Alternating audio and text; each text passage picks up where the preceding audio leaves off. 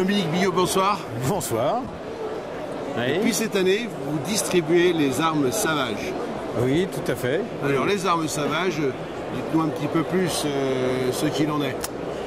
Les armes sauvages, c'est vrai que les armes de chasse, en tout cas parce que dans le tir, elles sont déjà connues pour leur qualité ou par les tireurs, les tireurs de bench press, les tireurs de longue distance. Mais c'est vrai que dans la catégorie chasse, dans les armes de chasse, sauvage est moins connu de l'ensemble de la profession des armuriers et des chasseurs pour différentes raisons de distribution ou de modification des programmes depuis quelques années.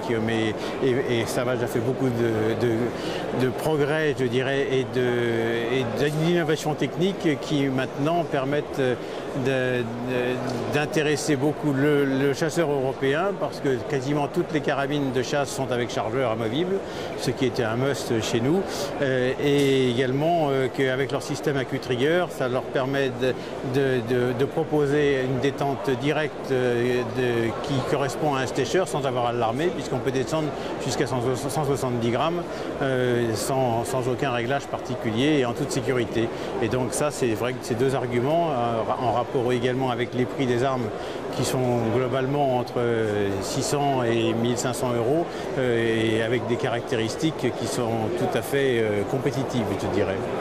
Voilà, alors là, vous avez choisi de nous présenter une superbe carabine avec un canon inox, frein de bouche et un fût. Ils ont une crosse synthé camo. Oui.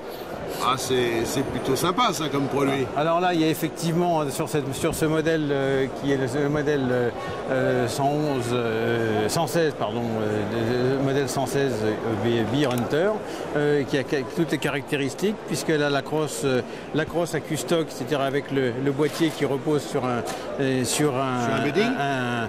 un châssis alu et qui rigidifie l'ensemble et qui bloque complètement le mécanisme, un canon inox flûté avec un frein de bouche qui est à cliquet, c'est-à-dire off et on, et également les caractéristiques Savage habituelles, c'est-à-dire la culasse flottante qui permet de garder la douille, donc la cartouche dans l'axe du canon, oui, quelles que soient les tolérances de fabrication, et également le réglage de la feuillure qui se fait industriellement et automatiquement grâce à la conception du canon vissé avec le contre-écrou qui bloque à la distance voulue. Voilà. Et bien entendu, la Q-Trigger qui permet d'avoir un départ extrêmement léger.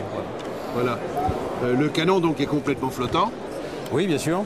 Et c'est ce qui permet d'avoir une précision remarquable. Alors, vous nous disiez ce frein de bouche qui est... il y a deux positions. Si le frein de bouche, il n'est pas amovible, il est en action ou ah d'accord, on voit, oui c'est ça, on voit qu'il y a la possibilité de laisser échapper les gaz, ou il y a simplement la possibilité de fermer et de... Exactement, là on est dans l'axe des trous du canon, donc là il est ouvert, donc il est opérationnel, et ou bien on le neutralise en cliquant si on a oublié son casque, on neutralise le... Voilà, ou si en chasse, on a moins besoin aussi.